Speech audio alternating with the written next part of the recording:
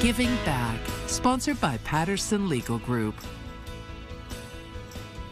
We're excited to partner with Patterson Legal Group in our latest edition of Giving Back, where local nonprofits are recognized for the great work they're doing to make our communities better places to live.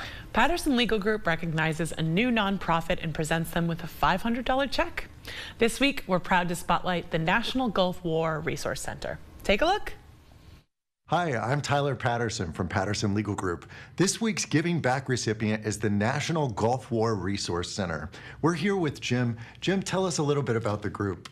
Our group gives the resources veterans and their advocates need to win their claims against the VA for things from Gulf War illness and the PAC Act claim that came through, so that they can win their claims against the Department of Veterans Affairs, because too many of these claims are denied and veterans don't understand their illnesses. Wow. For all your important work, we're excited to give you a check today for $500. Thank you very much. Absolutely. Appreciate this. It'll go a long ways to help us and help veterans. And joining us now is Jim Bunker with the National Gulf War Resource Center. Good morning. Thank you for joining us. Well, thank you. So to start out, just introduce us and the audience to the National Gulf War Resource Center. You know, what are you guys all about? The National Gulf War Resource Center is an organization that started out as a coalition of veterans groups in 1995 to help veterans understand what happened to us in the illnesses we've suffered from the Gulf War in 1990-91. And to help pass legislation to help us get service connections for these different illnesses we have. We also produce self-help guides for the veterans to understand this and to work with their service officers. And we put on seminars for the veterans to understand this and bring doctors and the veterans together. Oh, wow, that's fantastic. I love that it's not only just the kind of the one-on-one, you know, helping out the veterans, but also you mentioned the legislation where you're trying to change things, because it's needed on both fronts. The large scale, large thinking, but also at the small scale. It's great that you guys are putting all that together. Yeah, one of our biggest advocates we had in the state of Kansas I got to work with when he was a congressman, now senator, is Senator Moran. He's been an awesome person to work with. That's great. And I know, kind of looking at your website and the stuff that you guys are helping out with, like with the Gulf War and some of the issues that veterans are dealing with nowadays, has there been progress at least for helping the veterans out through legislation in the past few years? Yes. Over the years, from 1994 to present day, the laws have changed a lot. In 2001, we changed the law to add presumptive illnesses for like chronic fatigue syndrome, fibromyalgia, and irritable bowel syndrome, to make them presumptives for the veterans. So these were diagnosed illnesses, which before that they were considered diagnosed, they weren't added. We continued to push the Secretary to keep adding the presumptive end dates down the road. Under the PAC Act, they eliminated the presumptive end date so that now anytime the veteran has it, it's done. One of the biggest things, they kept saying that it was 0%, so now it wasn't 10%. Under the PAC Act, now it can be 0%, they get service connected. The thing about being service connected, they get care at the VA. If it's 10%, they wouldn't service connected, so they couldn't get the care. Wow. Now they get the care. That's great. We pushed with the PAC Act also to get other things like the respiratory conditions, a lot of sinusitis and asthma, so that's now presumptive underneath the PAC Act, which helped out, along with the cancers.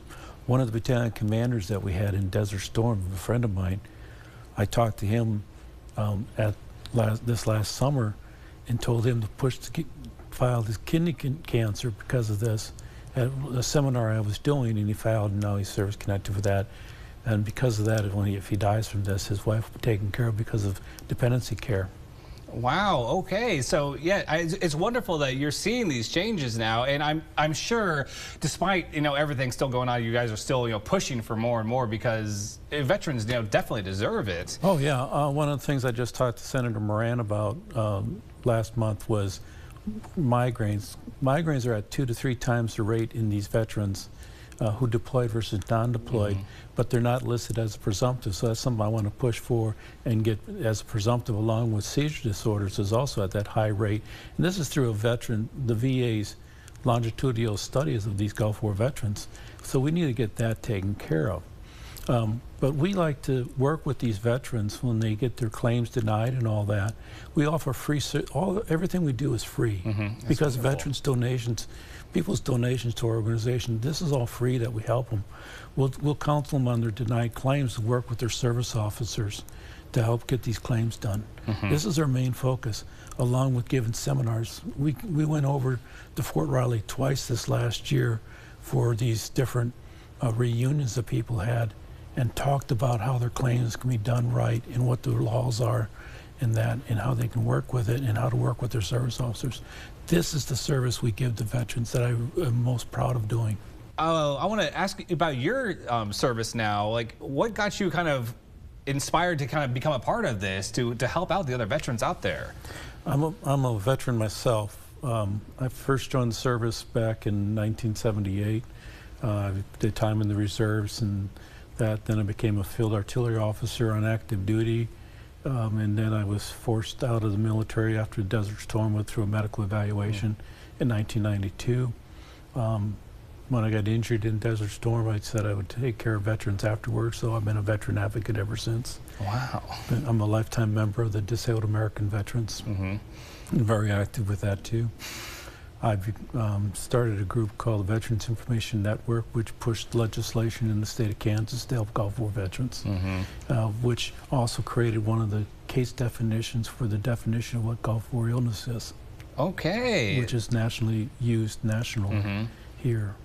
And that, so Kansas should be proud of what they've done. Yes, very proud. Thank you for your service. Thank you for all the work you're doing in the community after your service. It's amazing what really people say. You know, what can one person do? But living proof right here. You can change things. Yeah. And so with the National Gulf War Resource Center now, can you speak upon like maybe the impact that you've seen it affect on the community now after these years? We've helped a lot of veterans around here get service connections for a lot of illnesses they had and injuries they had due to their service in the Gulf War. Took a long time for the legislation to get through with help from people like Senator Moran and others that we had, other congressmen we've had over the years.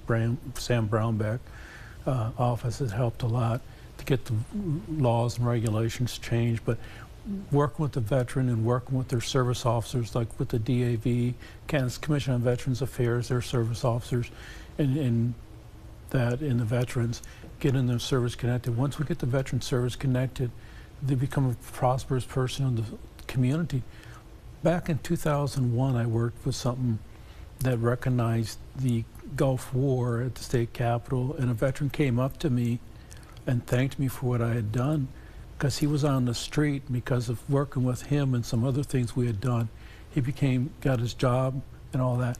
And then later on, he became a congressman's aide helping on veterans issues in the Kansas City area. And now he works for a nonprofit over in the Kansas City area. And that made me so happy, things like that.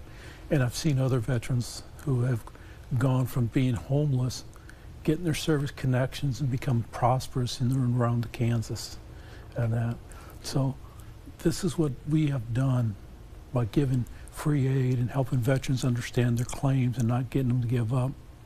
I'm a claims agent also, and there have been veterans whose service officers told them that there's nothing they can do, and I've taken on these claims personally in that, and fought these claims and won the claims for the veterans.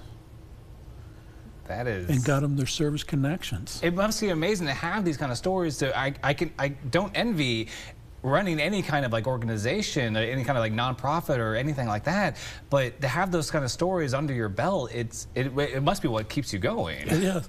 I don't get paid for what I do. We all are volunteers. All the money we get is used to help veterans. The greatest pay is when you hear veterans say thank you. That's great. That's what all volunteers should be like. Absolutely. And so now, people listening to your stories, how can others, help you guys out with your mission here? Like, are you looking for, obviously donations are always, cash is always king to help out these kind of organizations, but anything else as well? I need help to update my website. I need help to update our self-help guide we have. Yeah, always a little bit of extra help. And so if somebody's listening, maybe they want to reach out to help you, or they're just looking for, help themselves with their resources. Yeah, once again, what's the best way to for someone to kind of reach out to you guys? They can either leave me a message on my phone line, which is 75-925-9887, or they can leave a message on our Facebook group, National Gulf War Facebook /NGWRC, or a message on our website, ngwrc.net.